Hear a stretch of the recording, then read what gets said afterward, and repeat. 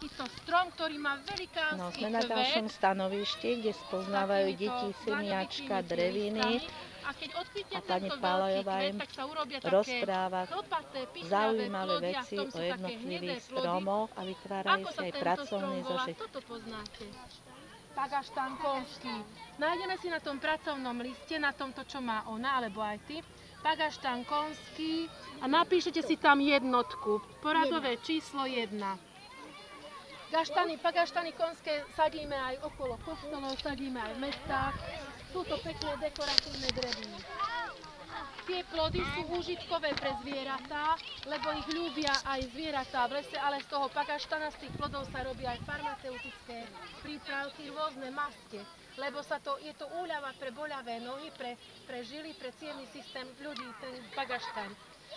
Tento strom už má tiež pripravené kvietky, pozrite si, pozdĺž tej vetvičky, neviem, proti slnku, vidíte tie malé kvietky tam pozdĺž tej celej halúsky? Vidíte tie, vidíš to? Nevidíš, hej, proti slniečku, tu sú, pozrite sa, za tými lístkami sú tie strapce, to sú možno teraz ešte kvietky, ale potom z toho budú plody a tie plody budú biele alebo červené. A my ľúbime tiež toho stromu oberať. Čo to asi bude za plody? Biele, také šťavnaté, veľké biele alebo červené plody. A tie plody farbia. Morúša je to. Morúša. Videli ste už plody? Takže deti tu mali možnosť aj niektoré druhy drevín, s ktorými sa nestretávajú. A kvitnúce, áno, kvitnúce. Teraz tu mám takúto halúsku. Tento strom si veľa rodín na Vianoce ozdobuje ako vianočný stromček. Ako sa táto drevina volá? Smrek je, pozri sa, toto je smrek a toto je jedlia a toto je borovica. Ale ja som túto borovicu tiež preto odtrhla u nás pri lesnom závode, lebo táto borovica tiež bude kvitnúť. Dívajte sa, z tohto púčika tu, čo je tu v strede, poďte na túto stranu.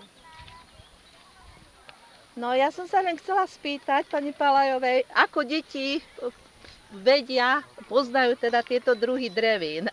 Veľa drevín samozrejme poznajú, keď sa vysvetlí, že aký úžitok je z tej dreviny alebo z tých kvietkov, že napríklad z lipových stromov ten lipový kvet prináša úžitok, alebo že plody pagaštana konského majú rôzne využitie, tak tie deti tie dreviny poznajú, ale samozrejme je veľmi veľa druhov tých drevín, niektoré nepoznajú a s tými im pomáhame práve my lesníci. Ktorý im robil strom alebo vetvička najväčší? Napríklad aj agát biely, lebo zrejme v tomto okolí, v tomto regióne ten agát biely nie je tak rozšírená drevina.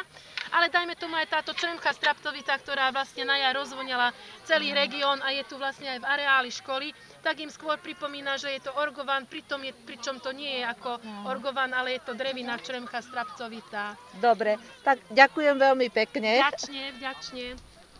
Lepšie sa vám takto pozerá, keď nie proti slniečku. No, predstavte si túto halúsku, tak takáto halúska